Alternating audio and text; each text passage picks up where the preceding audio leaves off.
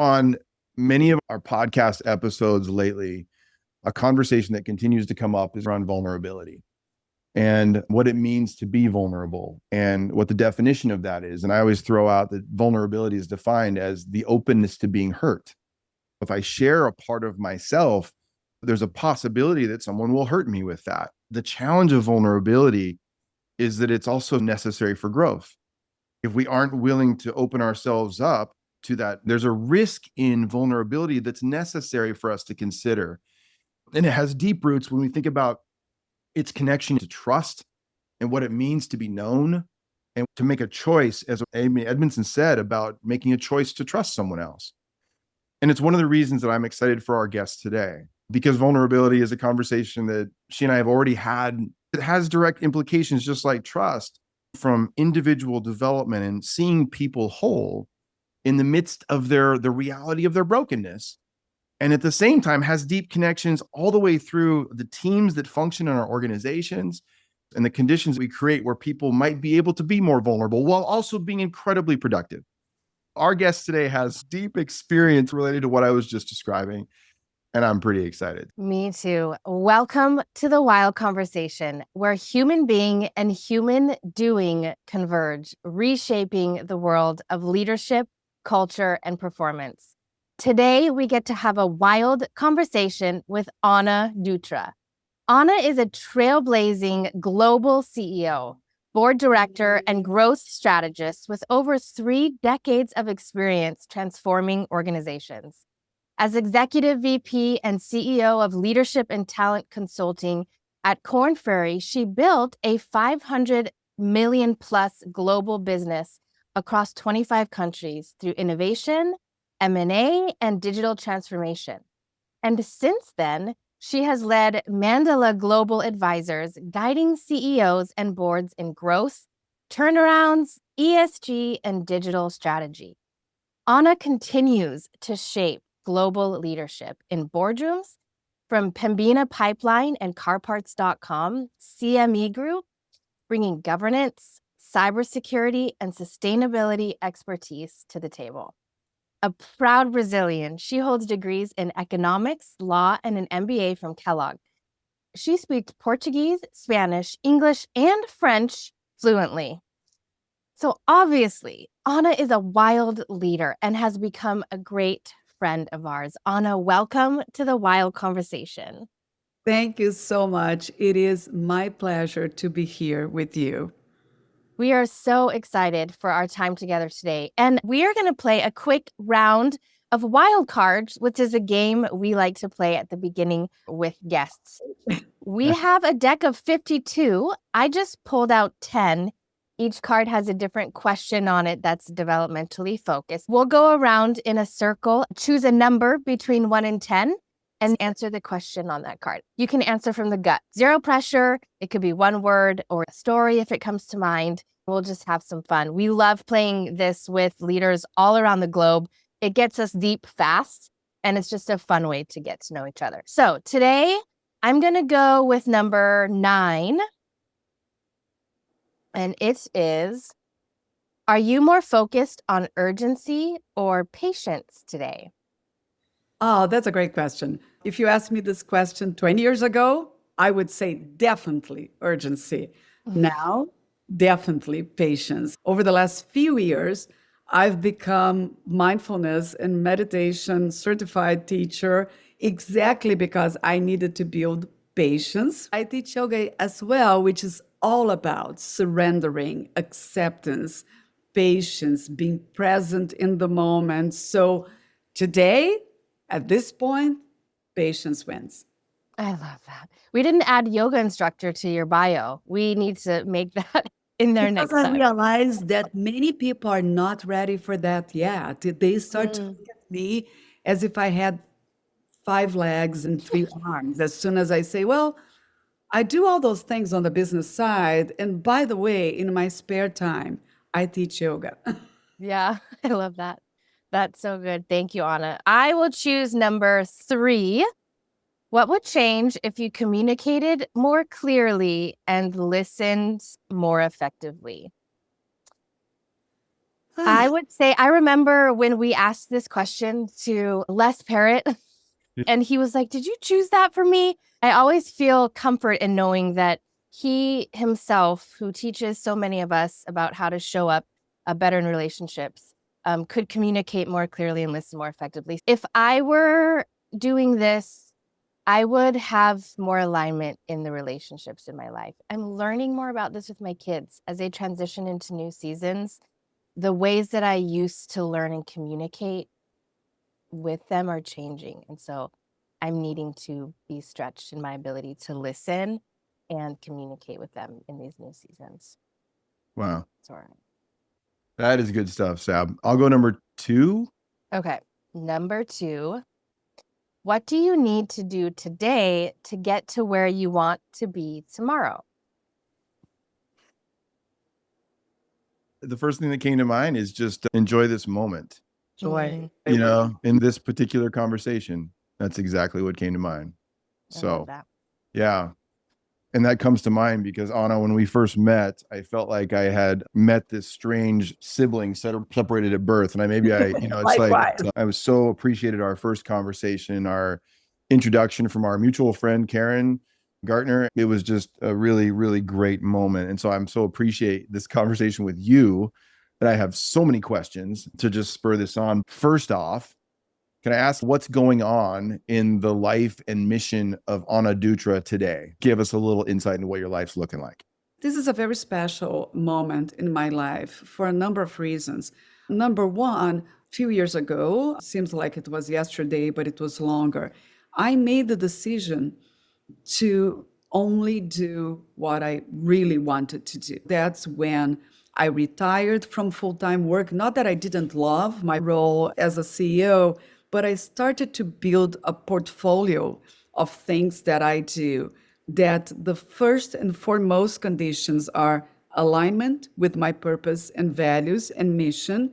Number two, I want to understand the impact that I have. Number three, I want to drive incredible joy from the people I'm surrounded with. That makes life very special. Whatever doesn't serve you, push it away. The people who I enjoy, I want to spend more time with. The other thing that's very special is that I am about to become a grandmother for the first time, literally any moment. We are on baby watch. I always knew I would be happy when I got that news, but I didn't know how profound it was going to be to actually come to the realization that the generation you created is creating the next generation. So that's quite incredible as well. There is a little bit of nostalgia. Is my job done now because they are starting to do their job? But it's also very liberating because if my job to a certain extent is done, that's also opening space for other things. So, as you can see, I do expect to live until 120 years old. And I still have a lot that I want to do. I am so curious about all the things you just described because my sister, I have 2 sisters, and the one closest in age to me, she's about to become a grandmother also in early November. I've been watching her journey as well and her reflections on some of those things, and even where she would describe her heart at this moment. You grow this new thing that you didn't, and I'm not there yet. I am fascinated by that. What a moment that you are Very in. profound. Even the way you were describing, what is my role in the world now? That's a big question. So if we could just go there just for a moment. I have so many questions I have businessy questions, I have personal questions. I just want to go personal since we went there right away. And I was so honored that you took the purpose in calling inventory assessment. For listeners who don't know this, that it's one assessment in our Wild Trust platform, this platform of 10 different developmental assessments that target different research-based important points in a person's journey and development as a person and a leader. I'm curious, as you were going through that process of just finishing that assessment, we always ask this question: what was worth paying attention to for you personally? For me, the most valuable aspect of the assessment was forcing me to create the time and the space for reflection, right? And I think I said that to you. If I had taken this assessment 20 years ago, I would probably find some serious misalignments around what I aspire from a purpose and life perspective and how I was living my life at that point, which was totally frantic. 20 years ago, I had a doctor telling me, Ana, if you don't change your lifestyle, sleep a little bit more, work a little bit less, stress a little bit less, you're not going to see your children grow. So that's what I was doing. I was in the rat race. I was going crazy. And that's exactly when I started to meditate, to practice yoga, to run, all those things. I think the gift of taking the assessment now was to realize that I'm in a moment where I feel fully aligned with Wow. my purpose, with who I want to be, how I want to show up. And at the end of the day, your life vision. The only interesting thing is that I finally understood the expression youth is wasted on young people. Because if we could know what we know now, it can just be 30 again. But we could not know what we know now without having gone through everything that we went through. It's this yin yang. You cannot go back. But I would give anything to be 30 for a week, knowing what I know now. So interesting. You're drawing me into a piece of our research that I didn't have a chance to share with you, I don't think, but we looked at generation, not generational. I'm always careful to talk about generations versus just simple age groups. You know what I mean? Because we don't know whether certain things are generational. It's very difficult to differentiate between what's generational and what's just what happens in certain decades of your life. What we found is that it was kind of surprising at first, and then I thought more deeply about it, was that the most trusting age group in terms of their trust in team members and their trust in their organization was actually the 20 somethings, which is fascinating. And then what occurred was the lowest trusting group was the 30 somethings. And then you watch the data move up this 2x2 table where they become more trusting into their 40s, 50s, 60s, and 70s. What was interesting about that is it kind of makes sense that in our 20s, we're a little bit naive. Maybe we haven't experienced the jungle of trust, the brokenness of the world yet. So we're like, yes, I trust things. Then we get into our 30s and it starts to increase because we realize, okay, human beings are tough, right? And it's like, this is, now I'm experiencing the jungle of trust. I get into the working world and then it starts to grow. And it never occurred to me to describe it the way you just did. Do you feel like you have more trust now in this season of life or less? I'm so curious. I feel that I am more aware Uh, of the situations and people where I can be fully trusting and lean in. And I am also savvier in terms of this person.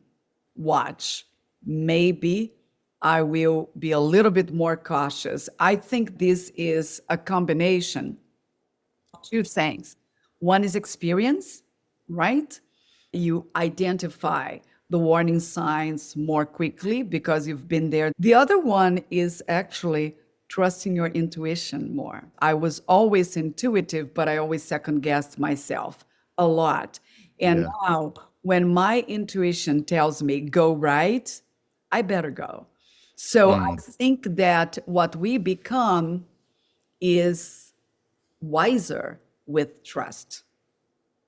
That is good stuff. That is really interesting. You got my brain going now. Can I ask you something? And I know the way I would respond to this, but I'm always learning. And I would love to know, there's a lot of talk in our world about purpose and calling, about how important it is to be rooted in purpose. And in some of our research that went back to the early 2000s, this concept of understanding why I'm in it, and specifically in a moment, is one of the most powerful drivers in terms of performance and well-being and just doing well. And so purpose has been this ongoing theme, and a lot of people talk about it. When you think about someone discerning their why, their purpose, the reason they are here, how is that process of individual discernment of my why, the call on my life, and the reason I'm here, what is the relationship between that and trust? Let's start first with defining your why, right? Because it happens in two ways. One is deliberate. I'm going to sit down and really reflect on it. I'm intentional about Yeah. understanding my why. The other one is not, but then if you look back into your life, when I'm coaching Yeah. or when I am assessing, I always say, listen, I am not a psychologist. I am not a IO psychology PhD, but what I do understand is patterns. So Mm. I will take you back to your childhood, and I want to understand how and why you made choices, decisions, paths in life. So I was talking with a woman who I was assessing 2 weeks ago, and I asked the question and I looked at her background. And at some point I said to her, I said, I get you. Have been living a life of service that shows up in the schools you chose, in the roles you chose to play, in the employers you chose. And it was so funny because she stopped and said, yeah, that's it. And Mm. what that shows to me is that that person had never intentionally stopped to think about it, but she had done Mm. it. It was what she had done. Other people, when you talk to them, they will talk about, let's take service again. They will not say, oh, I am a director on a board. They will say, I serve on a board. It up, even in the word choice, right? So I don't know that everybody specifically stops and thinks about it, but I know that everybody has demonstrated a purpose in life, whether they reflected on it or not. Does that make sense? It does. That's actually fairly profound. What you just said is really, really important. But I think that Um, once you actually think about it, then you can start to recognize the things that are not aligned with your purpose. They probably bothered you and you didn't even know why, and start to extract that, carve it out of your life, almost like a curation, right? mm. That's when you say, why do I have this person? Actually, a question that now, in my older years, I ask a lot is, do I want this person in my life or Mm. not? That's a good question. Because think about it. There are people who, just by being in your life, will help you to further your purpose. There are people who drag you back, make you sad. Why do you want that? The whole thing about purpose and trust, right? People who live with a clear purpose, they will tend to be more authentic, right? Because they will show it up. What is easier to trust? A person who what you see is what you get, or somebody who is playing a role for society? I go to a lot of conferences and meetings, and honestly, these days, I can't stand the people who are Mm. just representing. It's how they describe themselves and how important they are. And all that, I stick with it for a couple of minutes and then I find something else to do. So the question is, are you going to trust more somebody who is showing himself or herself to you raw, or somebody who has a facade and is showing what they want you to see? Guess everybody would lean more towards the first one, right? You're reminding me of some of our original research on leading under pressure, where we were identifying the different drivers of a person's capacity to show up well and be composed under pressure. It like was one of the main things that I would go speak about. I wrote a book about it. And there were 11 different drivers of this composure, of a person's capacity to be grounded in the storm, to show up well, understand themselves and be clear about who they are, but also connecting to others with a calm and composure. And so we looked at these 11 strategies, and all of them were important, but we wanted to know which one stood out as most important. The number one predictor was sense of purpose.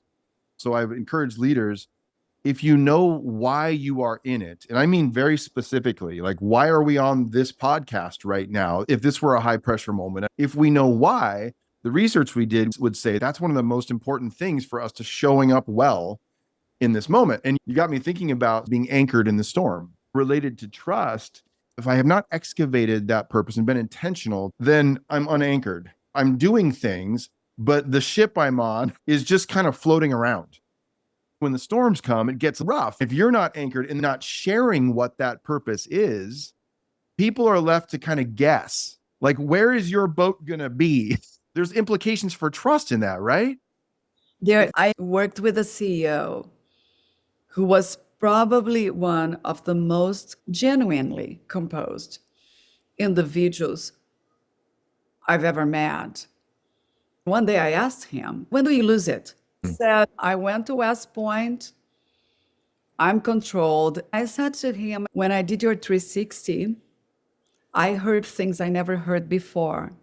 People telling me that if you ever leave, they would follow you without even knowing where you're going. On the other hand, I heard people telling me that they don't feel comfortable sharing with you their uncertainties, their fears, because you're so perfect, you're so composed. It's tolerance for ambiguity, right? Yeah. Having off the charts tolerance for ambiguity. And then I realized at a certain point in my life that I had a group of people reporting to me who needed more certainty. They needed more structure. My incredible tolerance for ambiguity for them seemed like I was living in another planet, because how can she be even happy with everything changing around us? I get excited about it. I'm the ultimate growth mindset. I see the opportunity. I'm the person who you're going to give me a bowl of poop. I'm going to ask, where's the horse? It's coming. Yeah. So the problem is that when you are in any extreme of any scale, there's a negative impact to that too. So even to composure, what about at some point, just let it go, right? I'm a Latina. I cannot be 100% composed. I do my best. But at times, people see me raw. They see me for who I am, right? Yeah. Give me the good news. I'm going to jump and hug you and celebrate. If I'm pissed, I'm pissed. So there is a little bit of relationship between extreme composure, vulnerability, and trust. People who are too composed, by definition, they will tend to be less vulnerable in front of others. So with this guy, going back to what we worked on, was in him becoming more vulnerable and more exposed and more approachable. And it was hard. I actually gave him homework. I said, you're going to tell me at the end of a week, a couple of times when you actually said, I'm worried about it. I don't know. I don't have the answer. Or, oh my God, this makes me angry. Because people needed to see that. It's one thing that we assess. We have an assessment called the Leading Under Pressure Inventory that assesses, quite simply, whether someone becomes more of a truth speaker or a peacekeeper in those high pressure kinds of moments. And it's kind of the centerpiece of my book about this. One thing that you said, that sometimes people understand it in their own experience, but they're not used to it in an assessment. It basically shows you to what extent it gives you two dials. Are you more of a truth speaker? Or it just tells you how you rate on both of those things. People ask me, what's a good score? I want to get into this for a quick moment. I tell them trending upward on both. What I'm hoping they'll see is that in these moments, we have a choice to make.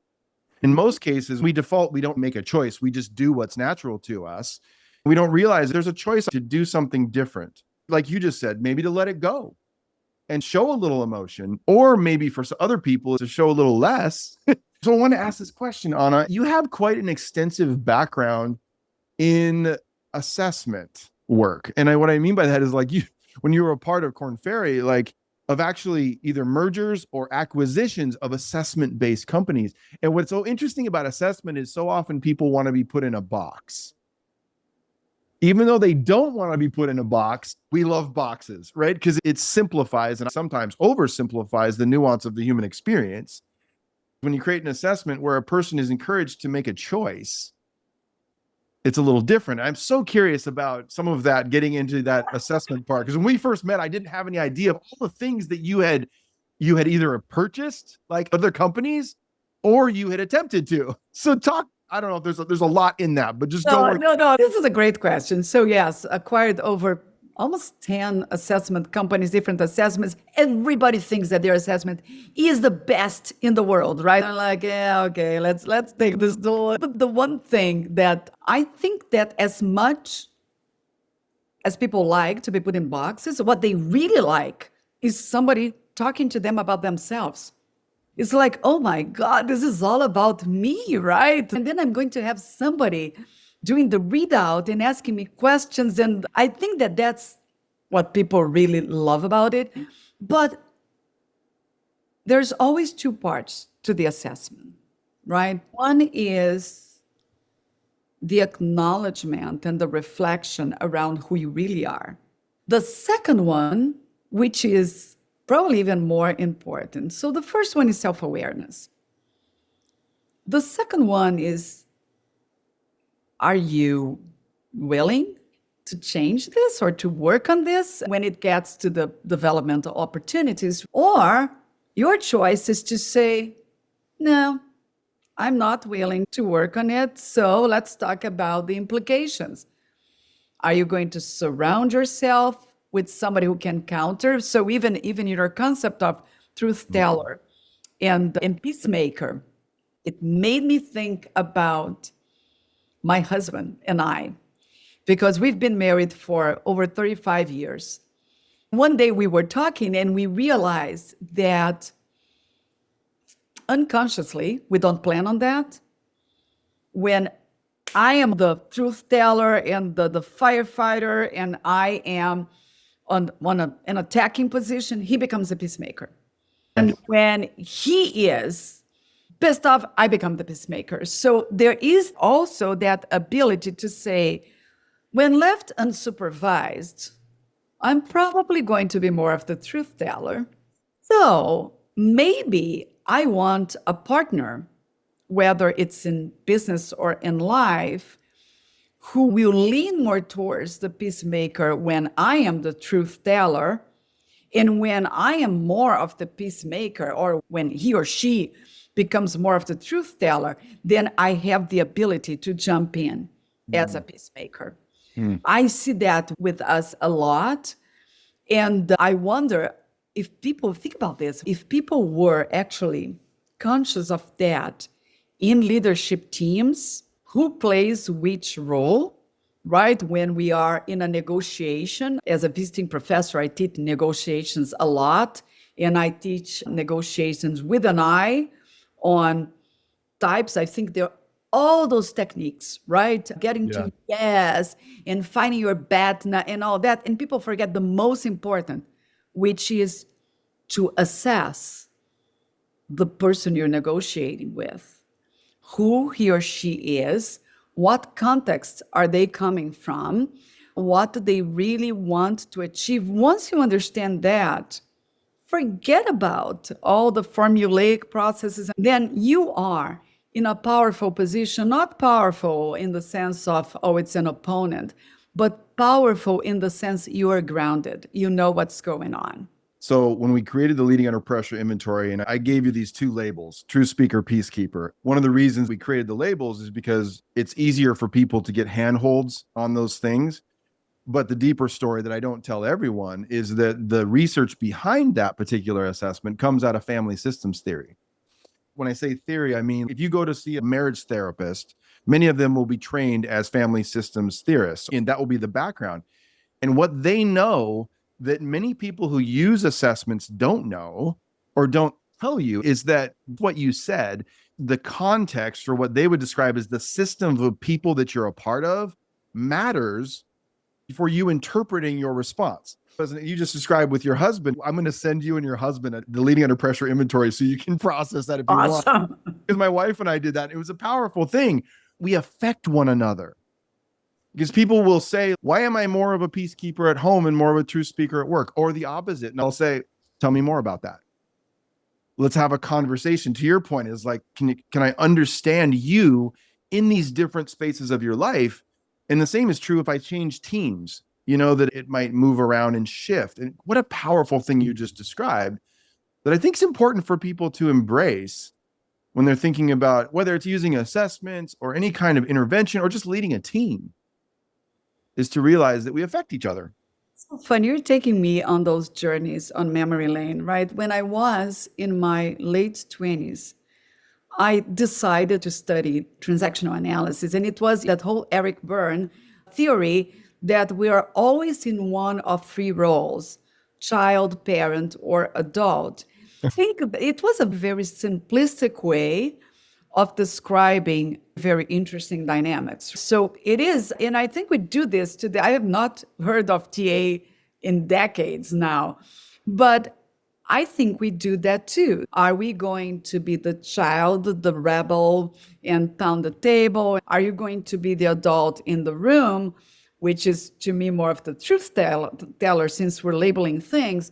Or you're going to be the parent, which is the peacemaker? Let's build another bridge here, which is between your ability to move from role to role correlated to your level of learning agility.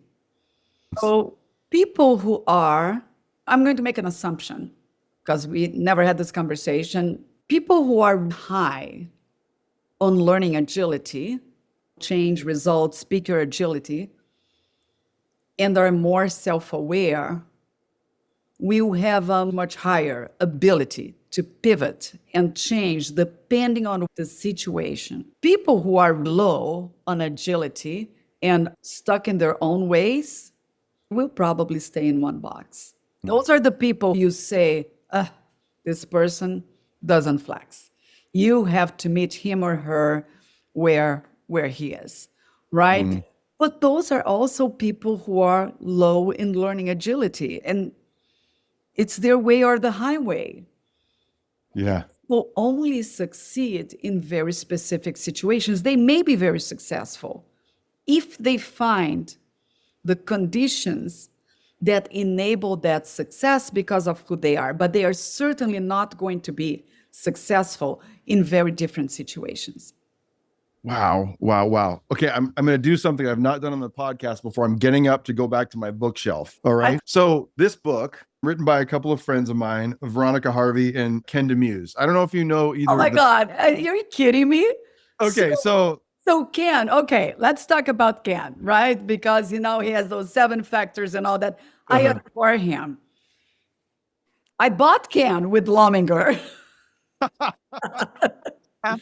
And he is brilliant. Yeah. And what's even crazier is that I was talking with somebody else just 2 weeks ago, and we talked about Ken's firm, and I said, I need to reconnect with Ken.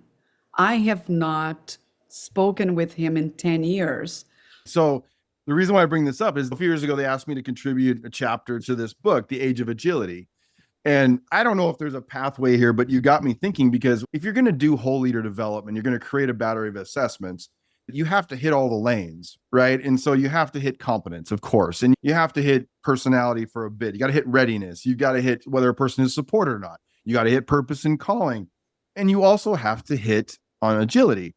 But what was interesting about that was that the way that I realized over the years, because I was really, some of the things that you and I met about and talked about, like that's where I cut my teeth, was on all that research. You were in this moment of acquiring these different assessment companies. And so one of the chapter that I contributed, it was interesting when you were talking about low and high agility, because we assume that everyone learns the same way. And it's just not true. We have different kinds of agility. I always use the example of a football team. I don't know why. And I'm talking about American football when I reference that, but it's like every coach knows that different players have different types of agility. They move different ways. Some are better with their hands. Some are better with their feet. Some literally move left better than they move right. It was an interesting conversation. I don't know what the pathway is there, but I just thought this is so interesting. There was a time when I started to see that companies were assessing leaders on agility and immediately discounting, because high learning agility equates to high potential. Those are the people who, wherever you put them, they'll do really well. And they're likely the people who are going to be contenders for a CEO role at some point. We started to do those assessments.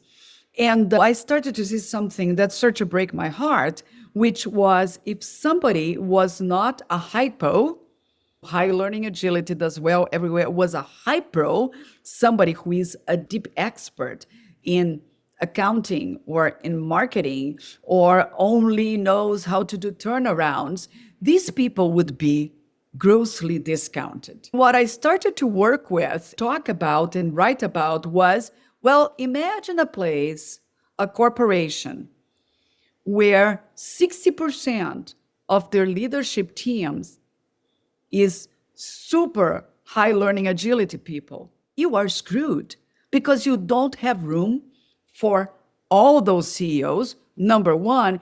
And number two, too much of a good thing. People who are very, very high learning agility, they get bored very easily and want to be constantly changed. I never stayed in a company for more than 6 or 7 years because I needed to go do something else. So would I be a great finance career CFO? I mean, just look at my degrees, right? It's a collection of disparate things and interests. We need those people. We desperately need them. We need the person who is going to be the best CFO, the best COO, the best turnarounder, and we want to do one after another after another. So I had this conversation with, I said, you know what?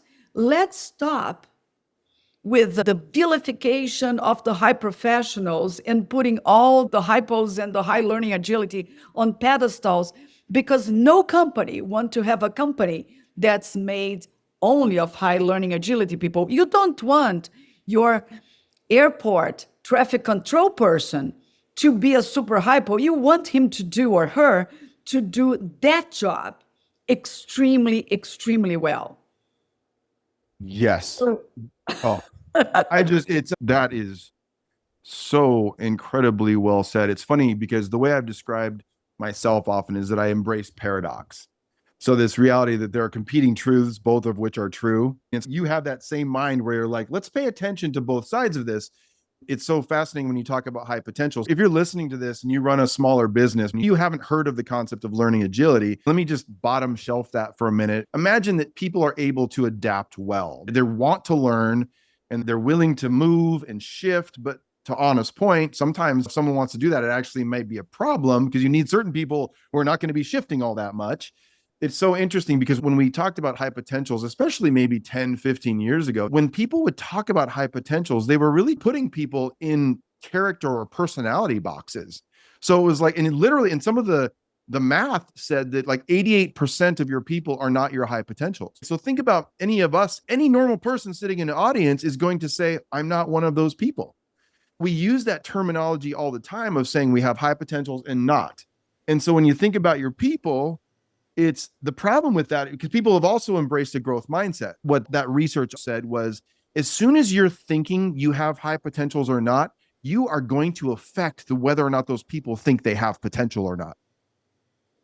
And so it's why we started to focus more on readiness, on the concept of don't label people as high potentials or not, label them as ready or not. Those people that are not quite ready, they may be ready next month. Imagine if you start to create our avatar here, right? A person with low self-awareness, high pride, and that person gets the hint that you think he's a high potential.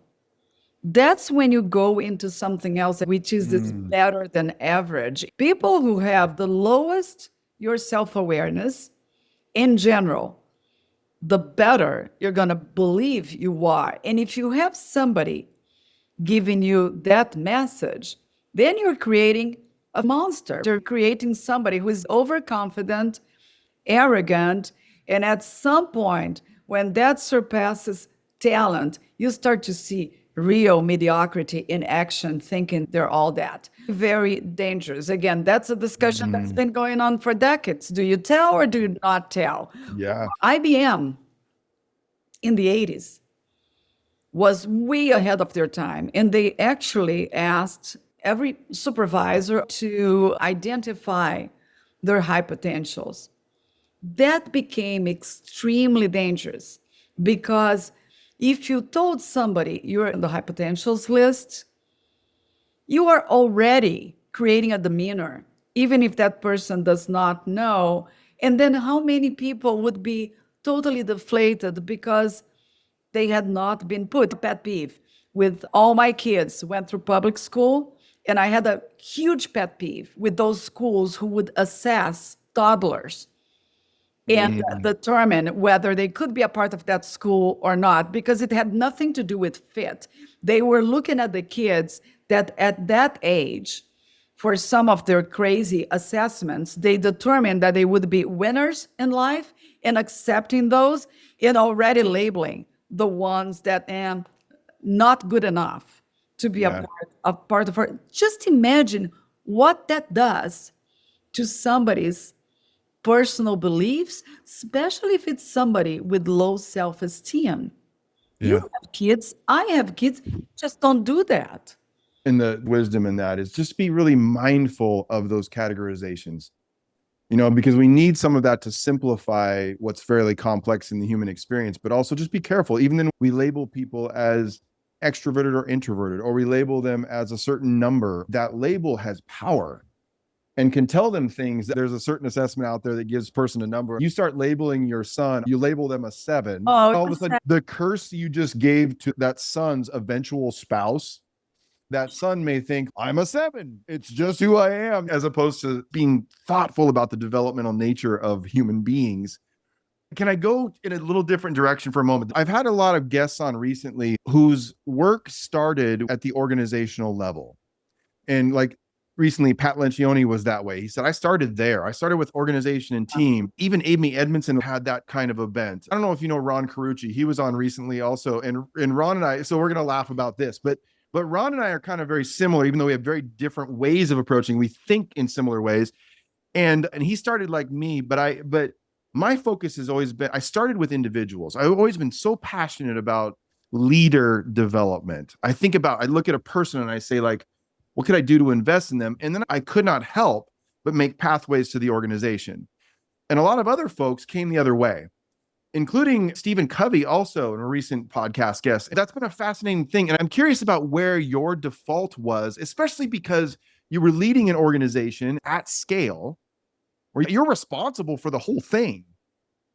Where does Ana's brain default, or where is it moving? I want to be careful about putting you in a box, but like, That's perfectly fine, because I think that if I, in a nutshell, tell you about how my career evolved, that will answer your questions. When I started in consulting, I did strategy consulting and all that. And then I realized very quickly that we were doing a ton of analysis, a ton of recommendations, and nothing would change. The books would go on the shelves. You would go back to the organization 3 years later.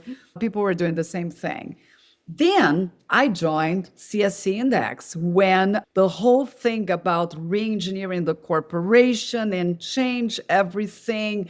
And so we started to go into organizations to do large-scale transformation, change processes, change systems, incentives and rewards and all that. And again, I would go back and say, shoot, everything went back to the way it was. And at that point, I figured, well, we did not change the culture. Building trust in your business starts with being able to measure it so that you can create a pathway for change. Our Wild Trust Index measures the drivers of trust at the personal, team, and organizational levels. We are building the largest database on the drivers of trust inside of organizations. This survey will inform growth imperatives and the necessary organizational change needed to fuel that growth. For more information, visit wildleaders.org, click on the Wild Trust platform, and get started with the Wild Trust Index. today. We did not deliberately look at what culture we need to have in place to support this transformation. So I start to work on culture. In fact, that's when, so at that point, I was at Mercer Management and we acquired Delta, where Ron Carucci was a partner of. So he came with, that's how I met him 25 years ago. We started to do culture assessment and transformation. Many times I would go back and say, it didn't radically change. They still have signals that the culture has not come. It's the leader. If you don't have the right leaders in place, a culture will not be sustainable. We Thank you for don't listening build to this trust by Wild pretending to be Conversation whole. podcast. We build it by For more becoming whole, information, visit making an intentional investment in wildleaders.org. developing whole Click leaders on the and Wild Trust measuring a platform wild trust, and a get kind of started trust with between the each Wild other that Trust is our Index deepest today. aspiration that fulfills our wildest needs and expectations. That is at the core of this book, Whole Leaders, Wild Trust. This isn't a book about being perfect. It's about being real. It's about the courage it takes to show up, to lead not just with strategy, but with soul. Because in today's world, trust isn't a luxury, it's a requirement. Pre-order your copy of Whole Leaders Wild Trust today. And for bulk book package deals, email us at contact@wildleaders.org for more information about ways to partner with Dr. McKenna to bring Wild Trust to your team, your organization, or your next keynote event. There's the imprint. So then my focus shifted to the leadership team. They are going to be mindful of what the desired culture is in that place and make it happen. And then how you sustain it is with succession and succession planning, and also identifying values and beliefs that are non-negotiable. And the interesting thing is where you see that loud and clear is in family businesses, because they're very clear on what their non-negotiables are. We're always going to be a private company, or we'll never fire employees because of a recession. So you see that very clearly there. It's most likely because the imprint of the founder, so back to the leader again, is so incredibly strong. It survives generations. Sometimes you see a family business that is in its third, fourth generation, but the imprint of the founder, the stories they tell, the artifacts, the symbols are so strong that they survive generations. I actually started all the way on strategy, then I migrated to process change, cultural change. Now I think, you know what? Take a broken culture that needs to change and put the right leader in place. It's going to be harder. If you don't have the right leadership in place, that culture will never change. So does that answer your question? It does. Even in wrapping up my book, Whole Leaders Wild Trust, it was interesting because you know me well enough already to know I started with individual level assessments, like their leader development assessments. I was raised by a career leader and I watched my parents through their marriage leading institutions together. And they didn't have a platform of understanding their competence or their need for support to really get into these pieces that we now understand. And so it came from there. But when we started to use these assessments to develop individuals, and then those individuals started to share those things together within their teams, whether they were senior leader teams, middle management teams, or functioning first level teams, the biggest outcome was trust, which was fascinating. So we tripped on trust. We started with leader development and then realized, kind of like with Edgar Schein's work, where he calls a book Leadership and Culture. And he even says that in there. And I say it in my book where you can't detach the two. Like it's always like, and it's so and I'd love for you haven't taken the Wild Trust Index yet, but to see like where we assess trust and these drivers at the individual level, the team level, we call it the personal level, the team level, and then the organizational level, the awareness within, we call it the patterns between, that's the team, and then the conditions around which trust can grow. It's fascinating to think about your journey. from starting at that strategic level and getting introduced to all of that, and then thinking about where you are now and coaching individual leaders, I can feel the passion in you for that at this point in your life. Totally. And I think you also want to differentiate the types of trust, right? So years ago, I did a ton of research and wrote an article called The Three Flavors of Trust. And what happened was that as I was doing assessments and coaching people, I would hear many times people say, I don't trust Ana, or I don't trust Rob, or I don't trust so and so. At some point, I started to ask one question, which was, what does that mean? Give me an example. And what I realized, Rob, is that lack of trust falls more often than not on three buckets. The first one happens a lot when companies are growing really fast. Somebody who was hired as a chief marketing officer of a very tiny company did not grow and evolve as fast as the company did. People start to say, I don't trust that this person has the competence, experience, or ability to deliver on time with the quality I expect. So that's a trust incompetence. Sometimes people can say, I just don't trust that person. It has nothing to do with character. Yeah. The second one, so and I'm going, let me do by easier to fix, because the first one is, well, you either bring somebody who you trust that can deal with the new complexities and size and scope of the business, or you give that person a chance and try to develop the person to get there. The second one is more complicated because it's trust and character. And I always tell people when they say, well, I really don't trust the board. I said, be careful, because trust is the most reciprocated feeling that you can ever find.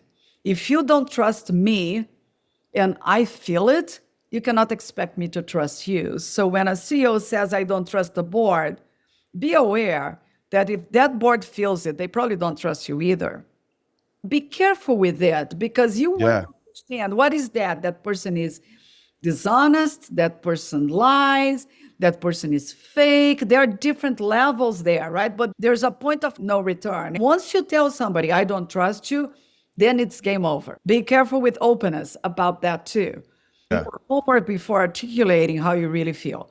And then the third one, which is complicated, is I don't trust that this person is 100% loyal to me. I've seen so many CEOs saying that, and even making choices, putting mediocrity over talent if the person was loyal to them.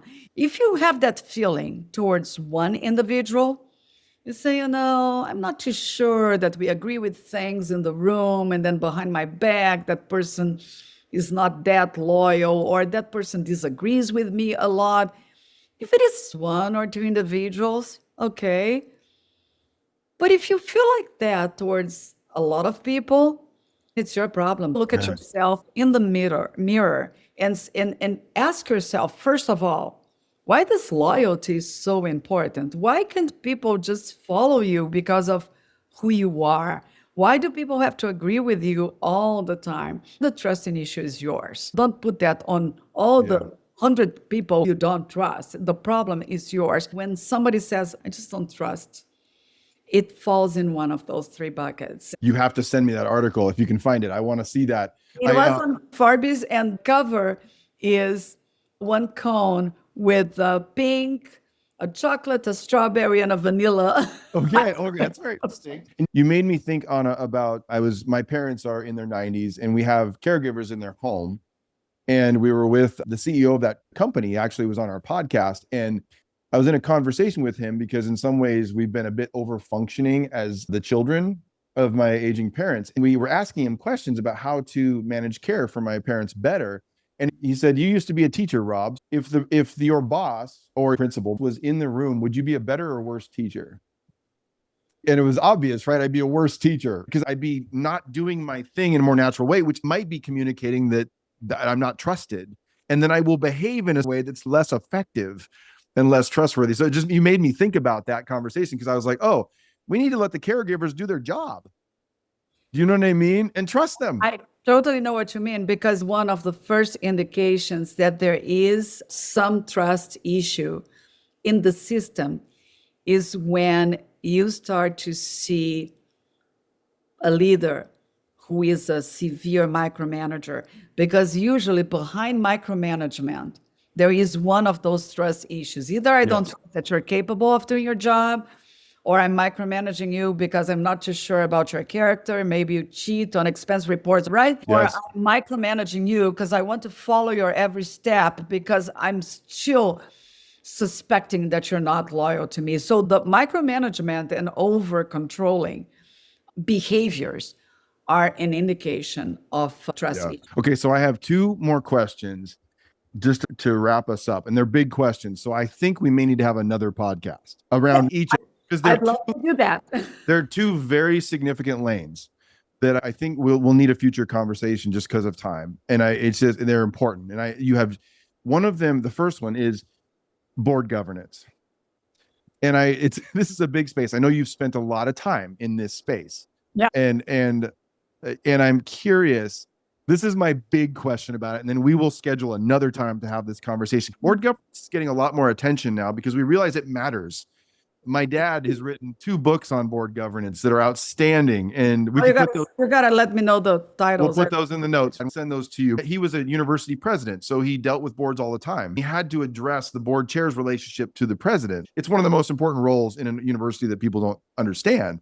I was curious if you could, I'm going to just go big. If you could blow apart the current paradigms of board governance related to some of the things that you have learned and we're describing, not blow it apart to destroy it, but maybe what I would describe as a reformation, not a revolution. So it's not a movement against, but saying like, what should we be leaning into that we really do know, but we're not practicing when it comes to board performance and the culture of a board and the investment and development of board members, or what it means to build trust within a board and around a board. And by the way, we have a trust index version that is made for boards. I want your wisdom. What would you do if you could reform it? Where would you start? So, first of all, let's depart from the simple notion that everybody's familiar and committed, right, to every director, to their fiduciary responsibilities and duty of care and duty of loyalty. So let's get into the things people tell themselves because they believe more in their career beliefs than their career motives, right? I see so many people who call me. For some reason, I became known as this person who helps people get on boards, right? In particular, diverse board members, women, minorities. So I get calls all the time. I want to be on a board.